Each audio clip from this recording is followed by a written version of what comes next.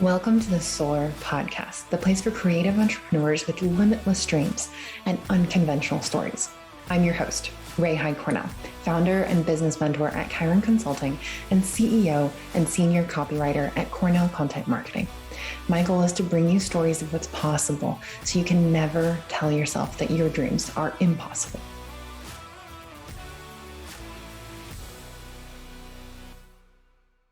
Welcome to the Soar podcast. We have Alyssa Miller on, and I'm emphasizing Miller because she just got married, and so I'm getting used to saying her new last name. So Alyssa, tell us a little bit about you and what you do and what your business is. Sure. I am a virtual assistant and project manager for yours truly. And I help manage all elements. It's interesting to tell you about this because you literally know what you already know everything. Yeah.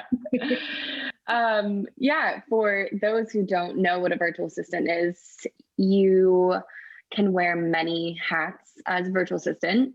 I personally started as a personal assistant and have experience as an executive assistant and a legal assistant. So basically it means you're helping with every element of a business, whether it be administrative or creative or there's a little bit of accounting. It all really depends on what your clients need and what your client's business model is. So my business model is based off of the clients that I serve. My favorite clients are the creative ones, like you. We have a lot of different projects. We work on content creation contracts where we're doing blogging for clients, and I assist in putting together all of the documents and pulling together all of the deadlines and compiling everything into an easy system so that our team members know what they need, know what we expect from them. They have what they need to complete their tasks. And that's kind of more on the project management side of this role. As you know, my role has evolved over time with Chiron and Cornell. I started as a VA who was working a few hours a week with you and wanting to learn what copywriting was and is and how that might play a role in my business. And then I was like, I just can't get enough of you in the business. So you can be with me basically full time. Yeah, exactly. Yeah. And it was, it's been a really interesting journey leading up to finding you. And I feel like I've found my person.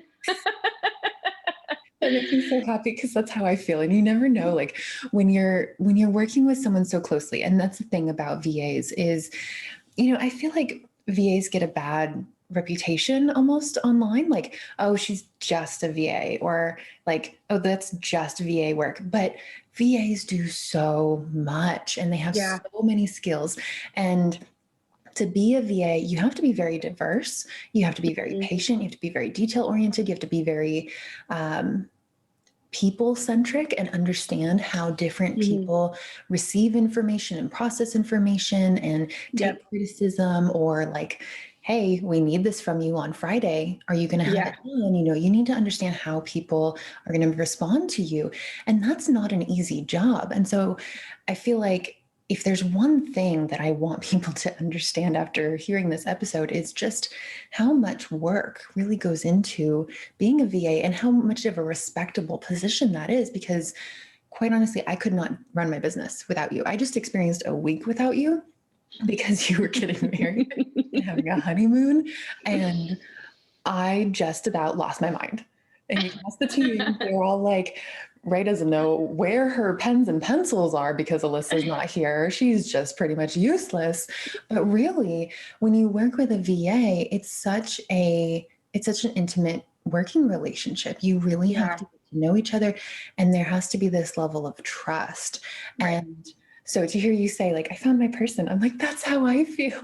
Because Yeah. I have worked with so many VAs over the years, so Yeah. many, all the way from, people who were working for like $6 to $8 an hour out of the Philippines, all the way up to people who said they were project managers and demanded $100 an hour and then really did nothing.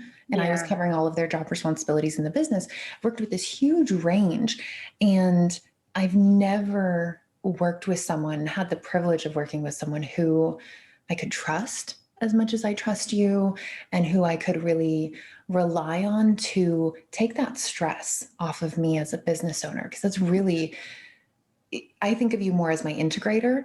You're, Yeah. you're the person who takes, we do this all the time. I'm on Voxer and I'm like, oh, I have this idea. I have this idea. I have this idea. And you're like, okay, to Kinsey and I'll assign this to Wes. And you're like making it happen.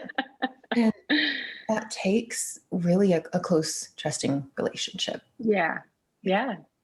Yeah. And it's interesting what you said about working with such a range of different VAs in the past is there truly is so many. You could have 100 different job descriptions for a virtual assistant. Mm-hmm. And I feel like it's like a personal goal of mine to break the norm and the idea that being an assistant is any sort of hierarchy and that you're any lower than anybody else, because it's truly an honor to serve other people. And it's almost like being in the hospitality industry is sometimes, depending on where you are and who you're talking to, there's just this sort of hierarchy. Like you can be made to feel inferior by certain people. And I personally do not feel that way. And I want to share that with the world. And I want to share that feeling, and that just the idea that you aren't any less than if you're an assistant. And you are, and I think that I've been privileged to work for some really incredible people. And I spent my college years as a nanny and a babysitter working with amazing families that will be my second families forever. And that was the foundation that's really what built me and what built the beginning of Remotely, because I didn't have the privilege of anyone helping me with college. I was on my own, really, financially. And so in college, I was a barista from 4:30 until 9:30 a.m. And then I went to school, and then I finished school. And depending on the day, I might have had a babysitting job or a different gig. So my freelancing has sort of always been there. And First drive that yeah, and it's evolved from being a catch-all, help with the kids, help keep the house running, to now solely working online, and sometimes trips together and photo shoots and fun stuff like that. But it's just so interesting to see how, really, when I started as a nanny, and that was really my first job, my first official job, payroll job. I loved it. And I thought I could have been a nanny, and I got to go on trips with people, and I got to experience families on a level that I didn't get to experience as a kid. And I went to college, I studied the sciences. I was on a path to go into healthcare or something that I thought was going to give me a long-term, solid, what's the word? Like recession-proof sort of job. Because that's, you know, yeah, I wanted to go into something knowing that I would be able to, you know, I'd have job security forever. And when I graduated from college, I moved down to California and I was chasing the sunshine. And I had in the back of my mind, okay, a couple years, I'll work, I'll get some life work experience, and then I'll go to grad school, because that's just sort of what I thought I was supposed to do. That's what you're supposed to do in America, right? Yeah, I mean, if you want to have, it's like the societal, like, that's the formula for your life. That's what you're supposed to do. Yeah. Well, and that's what is, you know, you know what a certain role can make per year, and you know the lifestyle that you want to live. And so you sort of choose a career path based on how much work you want to put in on the front end, how much debt you want to take on, and how much you want to make on the other side. And I was very excited. I wanted to be an occupational therapist. I'm super passionate about working with people with disabilities, and mental health is really important to me. And I really wanted to work in the OT world, to the point where I left my full-time job, and I went back to school, and I took on, you know, working part-time, making minimal money, but taking classes so that I could get into grad school. And I went through with that for like 2 years. And I reached a point where I realized that I really didn't want the debt. I really wanted, I think that I, for a long time, believed I wasn't an entrepreneur because I didn't have a cool business idea. And I couldn't ever come up with, like, you know, you watch Shark Tank and it's so inspiring. The value of it all. And yeah.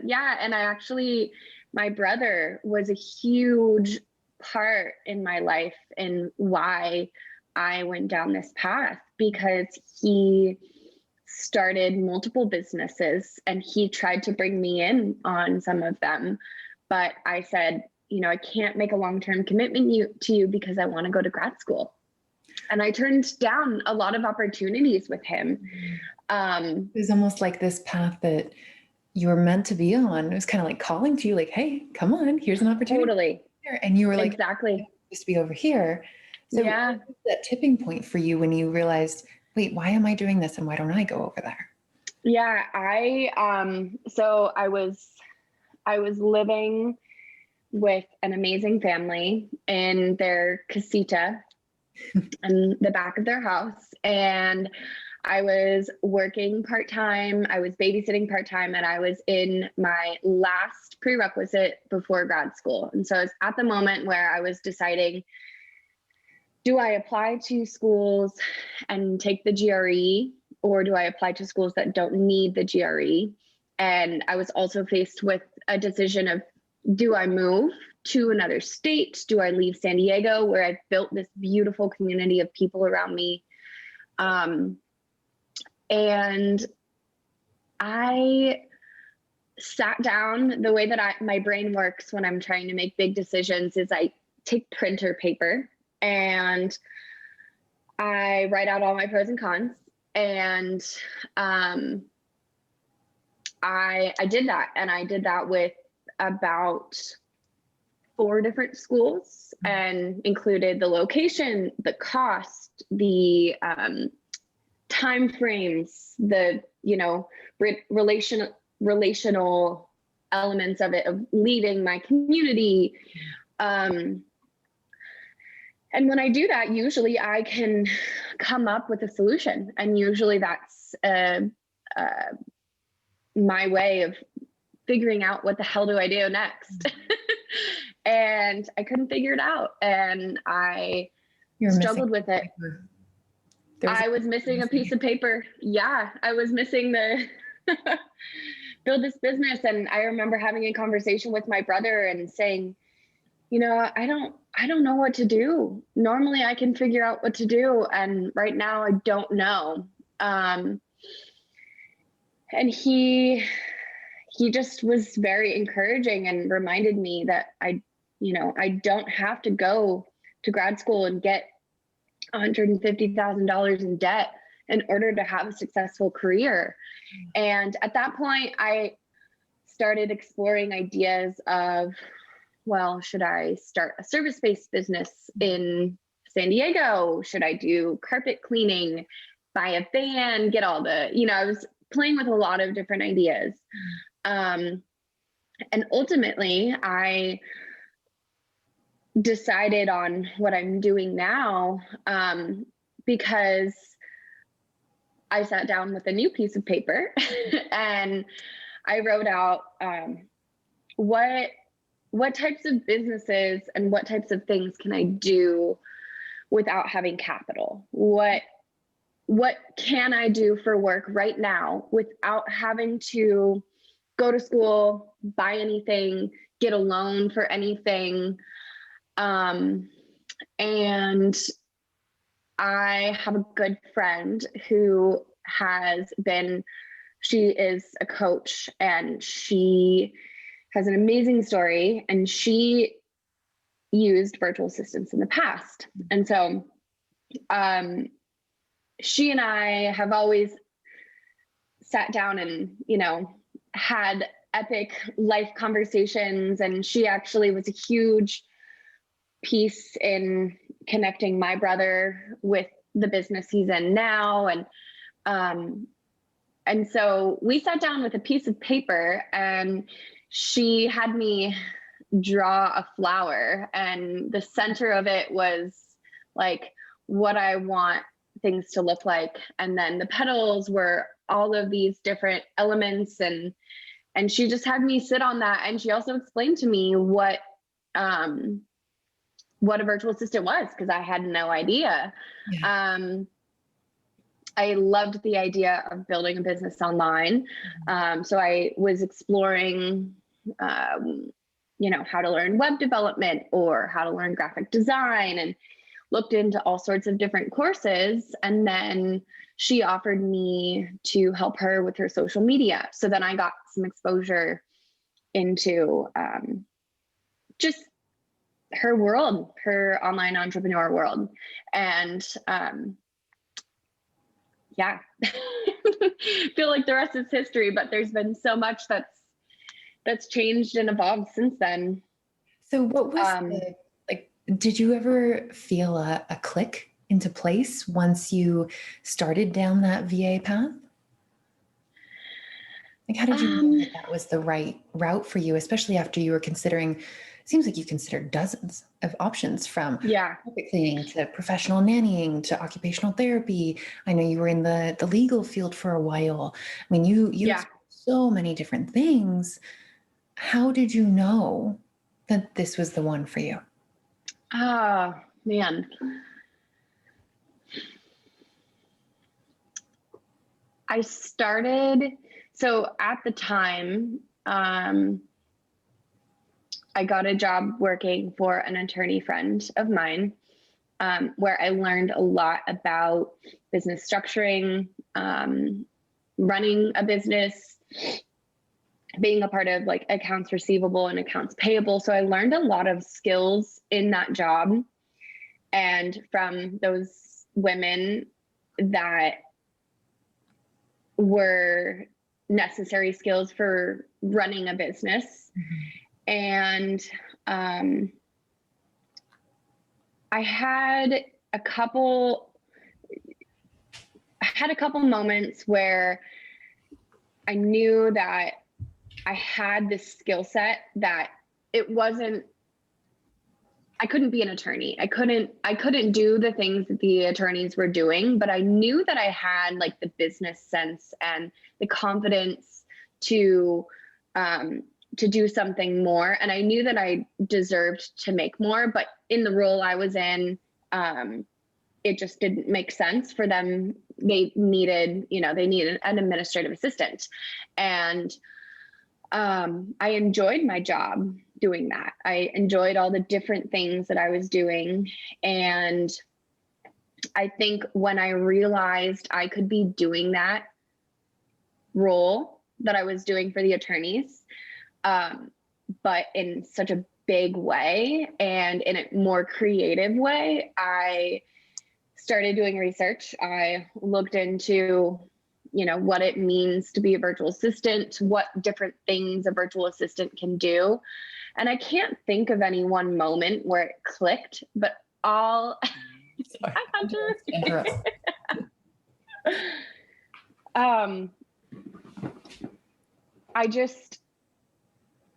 When I try to think of a moment, all I can think of is excitement. I just remember being so excited. And at the time I was living in a little studio apartment, and I would go to work and then I would come home and I would get on my computer and I would just click away and just go down the rabbit hole of the internet of what can I teach myself? How can I do this? Because I didn't have very much money. I was living in a studio paying $1,300 for rent a month by myself, covering all of my own, in addition to rent. It was there. I didn't have any extra money to invest in anything really, other than buying a domain and and a Canva membership. But I knew that was a good first start because I knew that I was creative. I know that I am creative. And I just started with what was attainable and what was inexpensive and what I could teach myself. Yeah. And I just remember being so excited and being just on cloud nine, learning new things and exploring what all I could learn from other people. Yeah. So it sounds like that excitement was really your signal flag saying, yeah, this is the right path. This is it. Yeah, exactly. Yeah. And I didn't have any reason not to try. There's no reason. I wasn't investing money that I would lose. I was just exploring what my options were and what the possibilities were. And I joined a lot of Facebook groups that a friend of mine invited me to. I found more Facebook groups that were all virtual assistants, still in them today, and still connect with people. And I see people post about, I'm in the beginning of, I want to become a virtual assistant, but I just don't know how. Yeah. And that really excites me because I remember being in that place, and I could probably go back to my first post in those groups and look at how much progress I've made as a professional in this industry. And I want to share that with other people. I also, to sort of tie this into another piece of this, is I love adventure. I am, I want to be outside all the time. I could be on my bike or on my skis for the rest of my life, and I would be so happy. Yeah. And we're at the beach and taking road trips with your husband. Yep, exactly. And I have always wanted to see the world. And in the last year, we haven't gone anywhere international. We've definitely taken road trips, definitely had our share of domestic COVID exploration to camping and all of that. But I knew that if I were to go to grad school and become an occupational therapist, I would be a payroll employee for probably a large system where I would have my hours and my time off dictated by a big company that maybe didn't really care if I wanted to go on vacation with my husband. And I think what's important to note is what you said at the beginning was you were looking for something that was recession proof. You were looking for some sort of employment guarantee. And yet a lot of people think that that is traditional employment, W-2 employment. But as we've seen with the COVID era, you can literally get fired. You can get laid off at any moment. Yeah. When you work for yourself, you can, unless you have like some crazy split personality thing going on where you fire yourself, right? You cannot be fired. It literally cannot happen. Even if you look at the model that we have either with Cornell or with Chiron, you know, in Cornell we have like what? Well, as of this past week where we just signed on 5 new clients, I think we're up to like 30 some odd clients at this point. What kind of crazy odds would there need to be for all of our clients to fire us at the exact same time? Right. It's never going to happen. Yeah. So at Chiron, like all of our courses shut down, all of our workshops shut down, all of our clients stopped coming. That would never happen. It's statistically impossible. So when you work for yourself, and it's hard to get the ball rolling. It's hard to know where to start. That's why we have resources like this. But once you get those first few clients, like you're set. You really can never be fired, and there's only room to go up. Right. Totally. And I think that for me, I have always been a very determined person, and I've always, if I set my mind on something, I'm going to do it, and nothing's going to get in my way. And it's interesting. I've experienced like different side gigs throughout my time. I've been sought after by people working with an MLM type company, and nothing against anybody who is selling a product for an MLM company. It's not for me. MLMs. I will go on a rant about MLMs all day long. Totally. Nice to the world, but I will not. MLMs are terrible. But agreed. Absolutely agreed. But something that I found interesting is people will ask me what I do, and without like knowing me or being friends with me on Facebook, you know, I say I run a business online, if I'm keeping it very simple. Because if I just say a virtual assistant, nobody really knows what that means unless they know what one is. And I've had moments where I've had to say, just so you know, I'm not trying to get you to get a member number and buy a product and only make money if everybody else under you makes money. Like, this is an actual business. I'm doing actual work. I'm billing for my time. And I'm not cold Facebook messaging people. Like, I've worked hard to show who I am and articulate what my skills are, what I'm capable of, what I can help people with. And I've landed clients like you who need somebody that they can trust in their business. And I know so many stay-at-home moms that work with those MLM businesses because it is marketed as, well, you're home with your kids and you have this free time. This is an easy way to bring in extra income. It's a way to ruin all your social relationships. Totally. That's what 100%.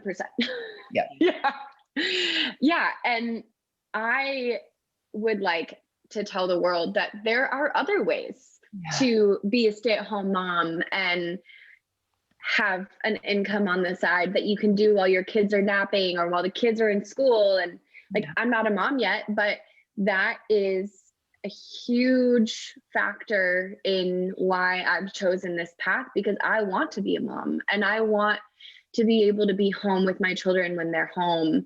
And I want to be around for all those moments. And I've seen so many people that I grew up around just, and it may be working well for them, but I want people to know that there's more opportunity, and I didn't know about it until somebody told me. And so I am just excited to share with this community and my Facebook community and all of the creative people I know that there are so many opportunities to do work online. And it's interesting, you've posted about this on Kyron's social before, but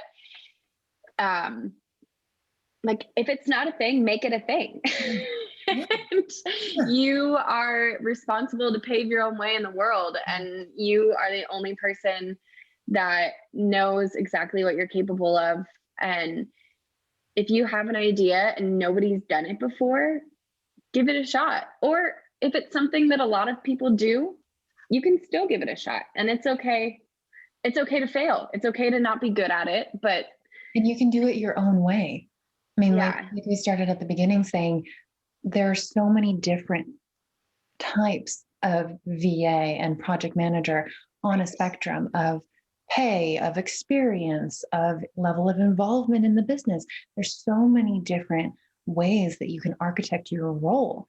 And you've really shown that you can do that. I mean, you get to design what your business looks like. And to your point about good jobs for moms and for people who are looking for work and ways to run a business online, you don't have to join one of those sleazy MLMs that force you to buy a certain amount of product every month. That's fucking stupid. It's like, be a pawn in someone else's business. Go do your own thing. We have how many writers on the team at Cornell are moms? We have social media managers who are moms. We have designers who are moms. We have creative directors who are moms. We have photographers who are moms. We have, we have you. You guys have plans for a family, I mean, there's really no limit to what you can do when you go all in on yourself. Right. Totally. And that's really it, is you just have to believe in yourself, and you have to know that you can do it. And you have to take that risk, and know that if you fail, then you at least tried. That's one of the many things that I love about just your whole attitude towards work, because I've worked with people in the past who I'll say, okay, so we need to do this. And they go, well, I've never done that before. I don't know how to do that. I can't do that. And I'm like, well, neither have I. That's why we're going to do it together. And we're going to figure it out. We have to do it. So we're going to do it. But there's so much resistance, and there's so much fear, and there's so much walking back and stepping away from it. And with you, from day one, you've been the complete opposite. I'm like, I just signed up for ConvertKit, never used it before, no idea how to use it. We need to start using it. You're like, okay, I don't know what it is either, but okay. I'll figure it out. That's always been my attitude. Exactly. I'll just figure it out. Alyssa, we need to do this SEO thing for this client. They need help with this thing. Okay, what's SEO? I mean, not to that extent. You knew what SEO was from the beginning, but you're like, what's this thing? What's SEMrush? What's KW Finder? What's this? And you've always had that can-do attitude. You've always been willing to approach every new challenge with, at this moment in time, I do not know how to do this, but give me an hour, give me a week, and it'll be done. I will figure it out. That is my job, and I'm capable of doing it. And that's why whenever things come up in the business, and I'm kind of like tying in all these different things that you've said so far. Everything's like into place for me right now. But before you said there's really kind of like this perceived hierarchy where VAs are somehow lower and the executive that they're supporting is higher, or the business owner they're supporting is higher. And it's really not that, because I see you and I as equal. That's why whenever the team has a request, I'm like, ask Alyssa, ask Alyssa, ask Alyssa. Like, I'm the key or sole decision maker in the business. Like, we do this together, and we couldn't do it without each other. And how did I get on this? Oh yeah. So like I'm the one who's like, okay, I want to do this in the business. I want to do this in the business. I want to do this in the business. Like I have these goals, I have these visions, I have these ideas that I want to bring to life. And Hmm. I cannot tell you how good it feels to know that my partner in the business is someone who goes, okay, let's do it. Okay, Yeah. let's do it. Okay, we'll figure it out. Okay, that sounds Yeah. great. No idea how that's going to happen, but it's going to Yeah. happen. And so I'm wondering if, what would you say to the wannabe VAs or the current VAs who are Yeah. listening to this?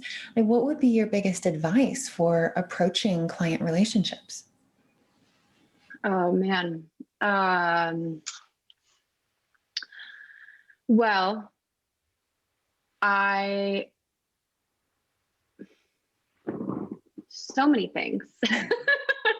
Yes. But I think that going back to the reason why you hired me is because I never gave up. And I was in the very beginning of my freelance journey. And, I knew how much I was making at the, like, I knew how much I needed to make in order to survive. And um,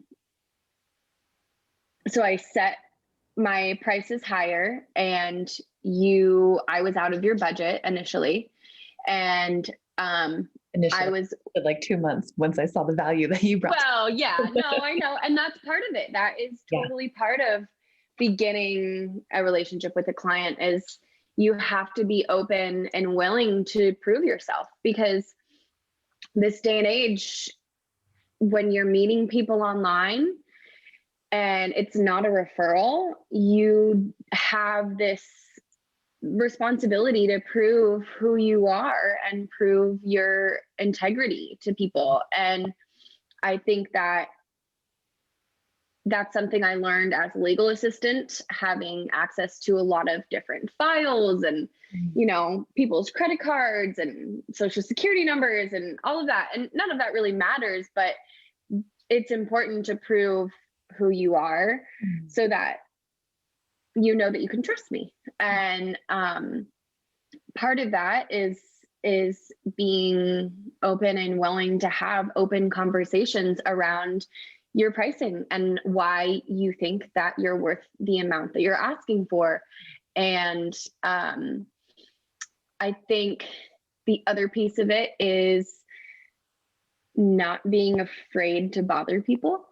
And I applied for your role, and then I stalked your website and I read everything on your website. I read your blogs, I read your about me. I was so intrigued by what you do, and I didn't have your email. I didn't want to just go through your website. I wanted to get a hold of you. And I went to your business Facebook page because I have a business Facebook page. And I know that if anybody messages me there, I'm going to respond to it. And so I went to yours. I said, hey, I just applied for a role working with you, and I'm really intrigued by, I made it personalized. It wasn't just, hey, I submitted an application. It wasn't like, it was kind of like a cover letter, but it was more thoughtful and more,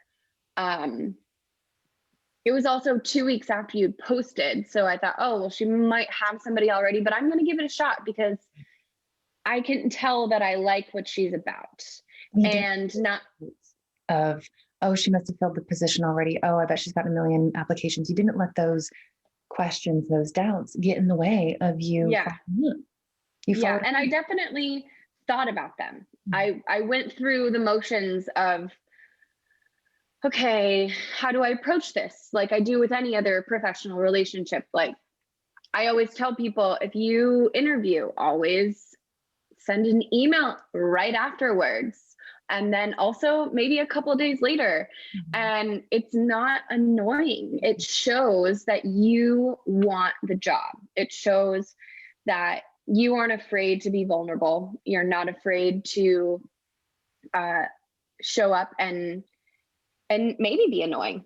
Yeah. But at the end of the day, this is the story behind why I got a nanny job at 19 for who is now my best friend. And she wasn't going to hire me. I was in a rough place with my family, and I was very honest with her about that. And she saw it as a bit of a red flag, because she thought, well, she's,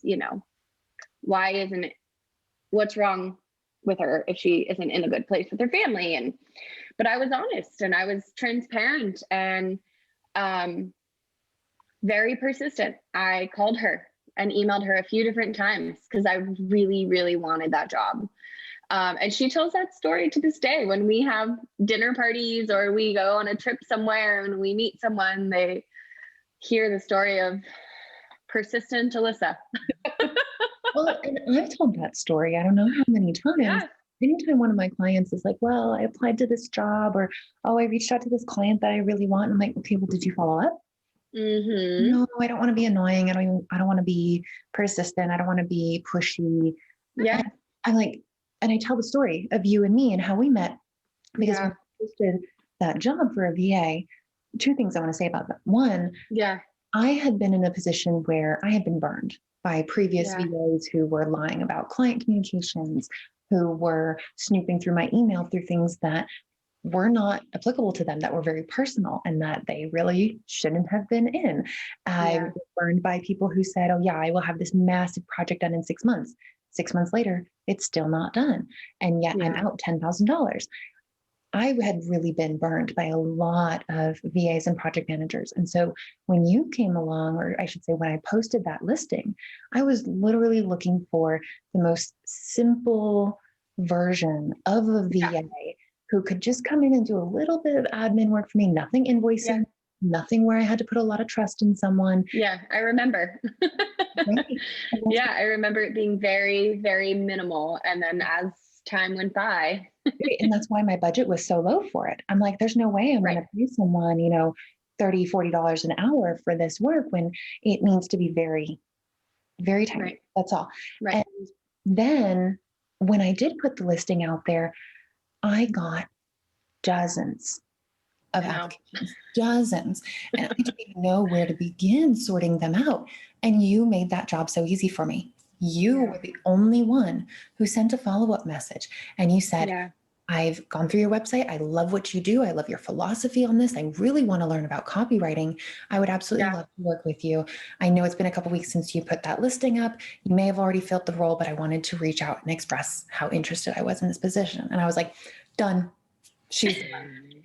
Let's talk next week. Sort through all the applications because you So if you're the only one who's following up on a job that you really want and you're expressing your passion and your interest for it, it just exponentially increases your odds. And then to your earlier point, once we got to know each other and I realized, okay, this girl is totally different from all those previous people who I worked with and who totally burned me. Our trust grew. And the role expanded from this itty bitty little admin assistant role into now you're my project manager. We're talking about partnership opportunities. We're talking about growing our businesses together. I mean, like there's no end in sight. There's no glass ceiling on us. With what we can do together. So it just goes to show when you put yourself out there and you are honest about what you want and what you can do, the whole world opens up to you. Totally. Yeah. And you just can't be afraid to be vulnerable, and you just have to be willing to be uncomfortable for a little while. Right. And what's the worst that can happen? Someone doesn't respond to your email. Oh my God, how horrible. You're not in any worse position than you were before that. You can only get in a better position.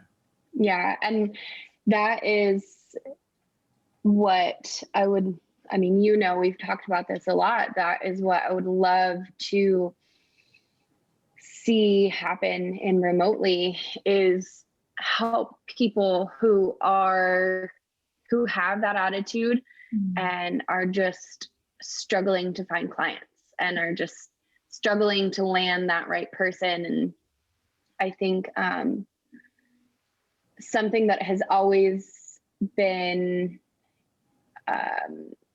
very relevant in my life is having relationships and networking with people and just opportunities coming my way for different things.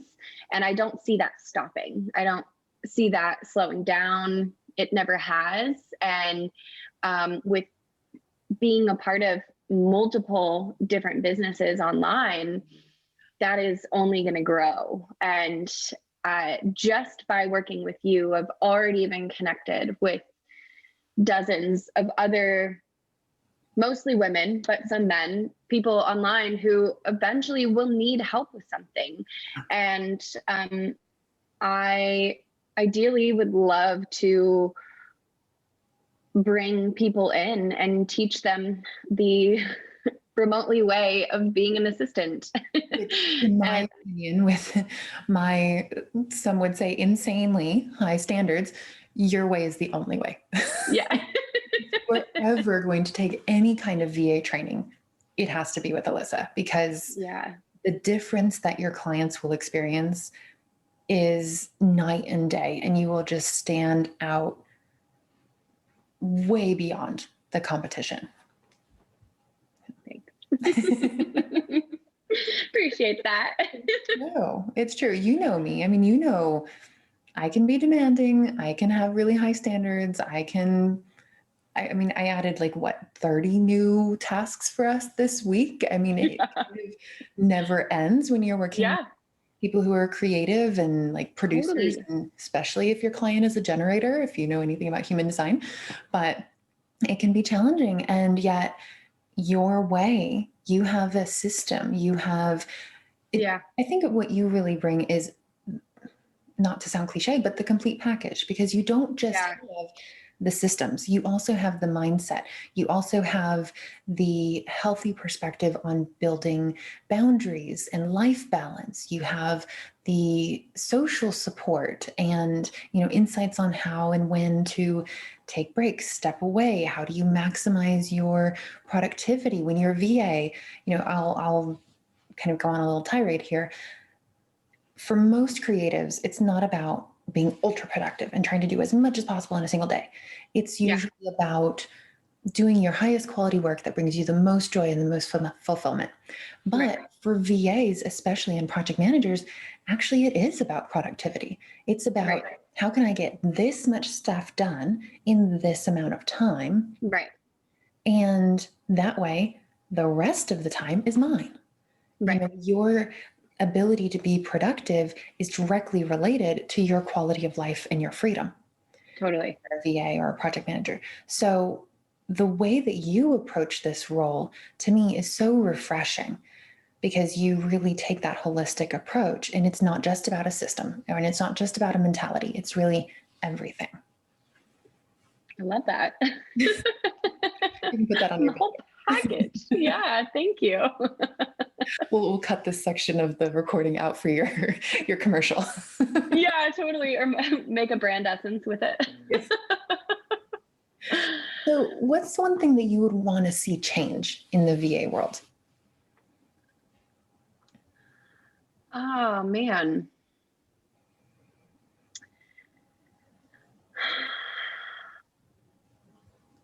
I don't know. I mean, there's a lot of scam jobs out there. There's a lot of the things that I see, the postings that I see, people complaining about, you know, being lowballed or not being happy with. Somebody will come into a group and list out what the expectations of the role are, and then also say, well, I have a super low budget. And I don't know what I would like to see change, but what I would like to be a part of is helping creatives who need work done connect with creatives who can do the work, but within their budget. Because I think it's a lot of work to go into a Facebook group, and I know there's a lot of different agencies, but it's a lot of work to go into a Facebook group and look at all the job listings, and you see one and then there's 125 comments on it already, and it was posted 2 hours ago. So it can be very, very discouraging.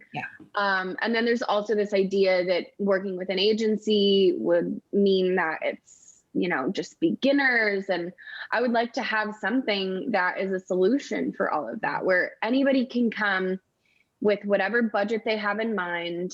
And I can be honest with how much it actually is going to cost, and give them, okay, well, this is what we can do with your budget. And this is the type of person you should be looking for.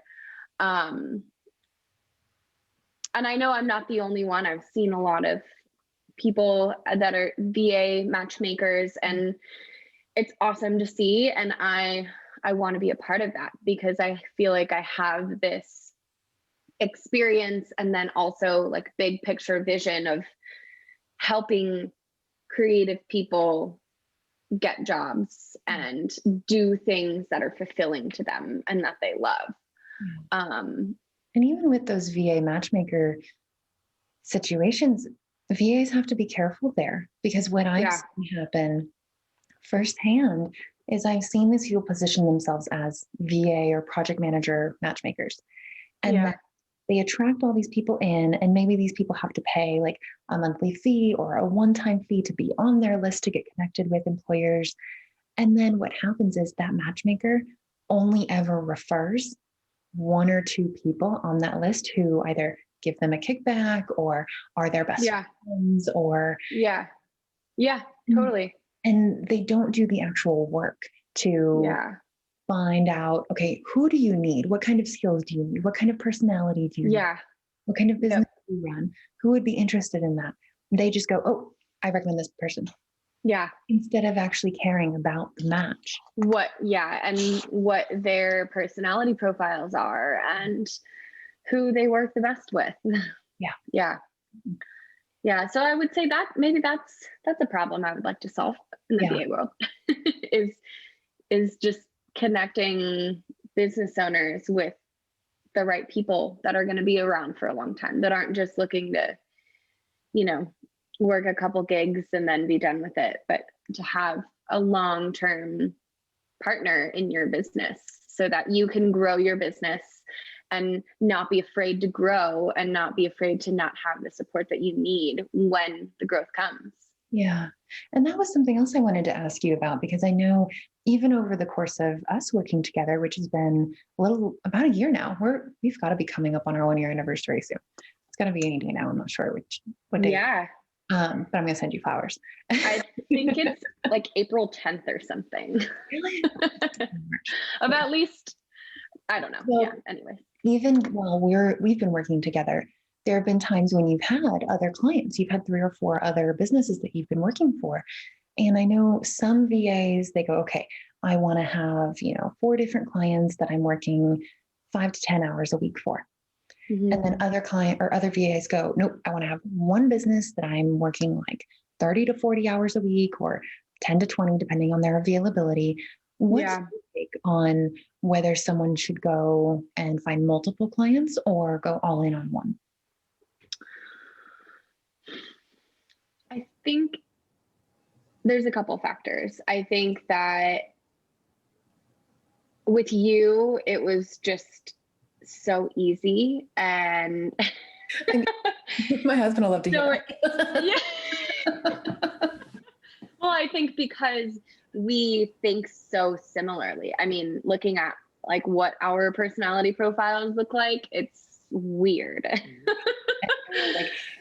So just for those of you who are listening, Alyssa and I met in person in November in DC for our client's photo shoot event. And this was the first time that we met in person.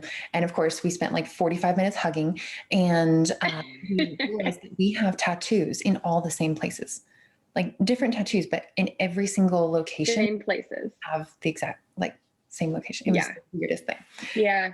And we're both chameleons. So when we looked at when I did the assessment, you saw it and you thought, oh my gosh, is this mine? Yeah. So I think it comes down to a couple of things. I think it comes down to the relationship that you have with your client, and the way you work together, the expectations that they have for the role.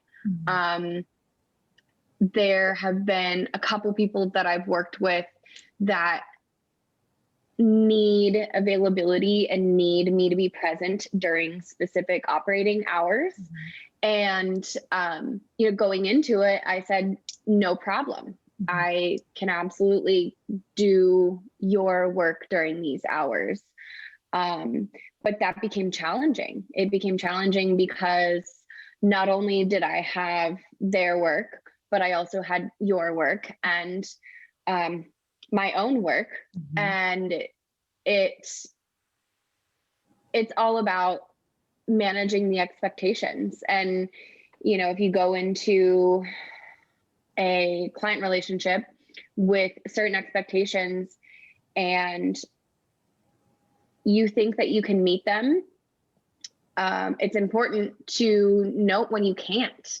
And it's also okay for me to not want to be available to somebody from 8 to 5 on Monday through Friday, because that's part of the reason why I'm in this business, because I like to work at night sometimes. I like to sit up until midnight, and when my brain is going, that's part of the creative entrepreneur world, is when you have the creative juices flowing, you got to go with it. You have to embrace that. And sometimes you can't force it. Sometimes you can't force that, that. Yeah. And I think it's actually really important to note, if you have a client who's saying, I need you to be available from 8 to 5 or from noon to 5 or whatever it is, and they're dictating your hours, that's not an independent contractor role anymore. That is a employee role, whether that's full-time or part-time.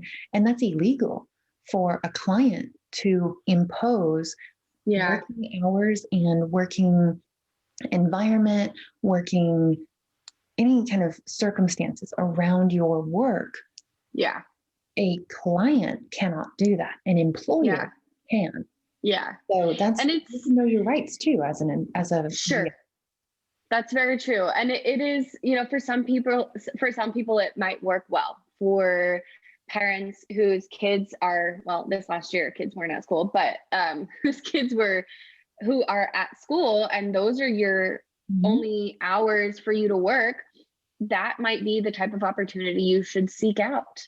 But for myself, it wasn't ideal. It was, I like to take my dog to the beach in the middle of the day, and I like to sleep in sometimes. Sometimes I wake up at 7 and sometimes I wake up at 9, and I like to not wake up to an alarm.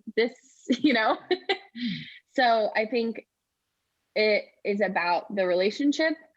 It's about the expectations. And then it's about your quality of life and how you want the work to fit into that. And you have to know what you want. And that, I guess that's another piece of it, is knowing what you want and knowing when you work well and knowing yourself enough to be able to set those boundaries for yourself and be okay with not setting an alarm in the morning and sleeping in. And being not afraid to change things. If your life circumstances change, if you become a parent, if you decide, hey, I want to actually lean more into my natural energy pattern. And I don't want to Yep. force myself to wake up at 5 a.m. If things change in your life, allowing your business to change with you. Right. Yeah. Awesome. Well, Alyssa, where can people, first let me ask, what's next for you and where can people find out more about you? Yeah. Next is going to be creating a course for other creatives and anyone who's curious about how to make this happen, how to do it. You're going to be a big part of this. It was actually your idea, but I'm really excited to put it together. So that will be at the end, probably at the end of the year, will be available for purchase for a pretty low amount. And then next steps, bringing more people in and teaching people how to do work my way, and bringing jobs, connecting people with the right kind of work that they like, and growing remotely from this little business idea of me being a solopreneur to a agency where I connect people with others who can help them. And you can find me on Instagram at Remotely Virtual Services, and my website, if you'd like to join my newsletter. I will be sending out emails to keep everyone updated on the progress of the course and when it will be launched. And that is at remotelyvirtualservices.com. If you scroll all the way to the bottom, you can join the newsletter.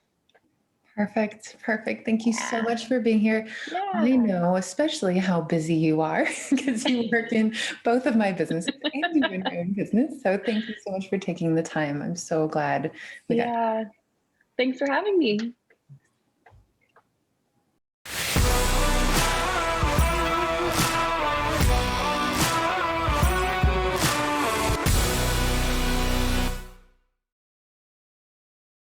Hey, it's Ray again. Thanks for listening. If you liked this episode, please subscribe and rate us on your favorite podcasting platform.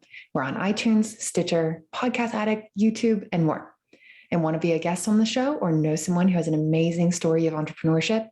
Apply on our website at www.chironconsulting.us/podcast.